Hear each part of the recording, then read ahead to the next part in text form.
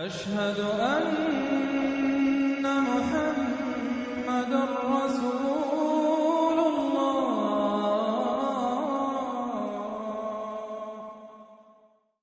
یہ کس کے لیے ہدایت کی کتاب ہے؟ جو متقی بن کے اس کو کھولے گا اور پڑھے گا اور ہدایت کی طلب کرے گا. اور یہ بھی اتنا ضروری ٹاپک ہے کہ اللہ تعالیٰ نے اس کے بارے میں بھی ہمیں کافی ڈسکرپشن دی ہے کہ متقین کون ہیں.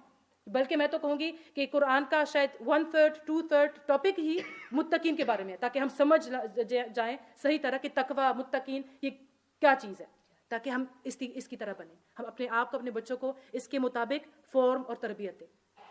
متقین یہ کون ہے؟ متقین تو خود ہی بہت پیارا لفظ ہے. متقین وقاء سے آیا ہے. وقاء کا مطلب ہوتا ہے بچا کے رکھنا، بچنا. یا ایھا الذین آمنوا قوا انفسکم واہلیکم نارا. قو بھی اسی لفظ کا ہے، اپنے آپ اور اپنے فیملیز کو، بچوں، بیوی بچوں کو نار، فائر، آگ سے بچاؤ.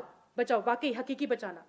ایک صحابی سے پوچھا گیا تھا، آئی تھنک اٹ واز ابی بن کعب، کہ تقویٰ کا کیا ہے. تو وہ ایک مثال سے سمجھاتے کہ تقویٰ یہ ہے کہ تم کبھی کسی جھاڑی سے، لیکن کون سی جھاڑی؟ جو ثونی ہو، کانٹوں والی جھاڑی سے کبھی گزرے ہو؟ تو وہ بندہ کہتا ہاں میں گزرا ہوں. تو کہتا ہے یہی تقویٰ ہے کہ تم بچ کے کہ کپڑے خراب نہ ہو جائے، آپ کی سکن کو وہ اسکریچ نہ پڑ جائے، ایسے چلتے کہ کوئی کبھی مجھے کچھ ہونا جائے. اس کو کہتے ہیں تقویٰ. کانشسنس، کہ آپ کو پتہ ہر سٹیپ آپ سوچ سمجھ کے اٹھائیں کہ اس سے کہیں اللہ تعالیٰ مجھ سے ناراض تو نہیں ہو جائیں گے، اور یہ اللہ تعالیٰ کی میں خوش رضا کا کام میں کر رہی ہوں. ہر ایک سٹیپ. بہت دور کی بات کہ لوگ شادیاں اپنے بچوں کی ایسے کہیں کر دیتے ہیں اور بعد میں سوچے کہیں پوچھا نہیں وہ نماز پڑھتا ہے وہ بندہ یا نہیں. آپ نے شادی کرا دی، اپنے بچی کی شادی کرا دی ایک ایسے بندے کے ہاتھ میں دے دی جو اس کا قوام ہوگا، جو اس کی فیملی کو مور اور لیس پریزائڈ کرے گا، اور آپ کو یہ نہیں پتا کہ وہ نماز پڑھتا ہے یا نہیں. یہ ہارر سٹوری ہے. یہ مسلمان کے لیے ایک ہارر سٹوری ہونی چاہیے کہ یہ کیسے ہو سکتا ہے مسلمان معاشرے میں جہاں پہ نماز کے بارے میں کوئی انٹرسٹ ہی نہ ہو.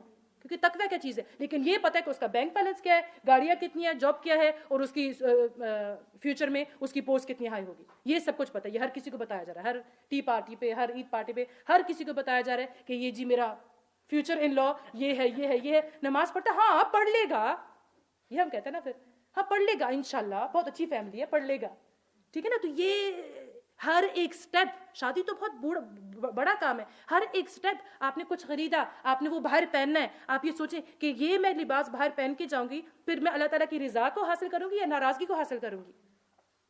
یہ میں خرید رہی ہوں یہ پیسے، لیکن میں نے کسی کا حق مار کے لیے ہیں، یہ اللہ تعالیٰ کے میں رضا کا کام کر رہی ہوں یا ناراضگی کا.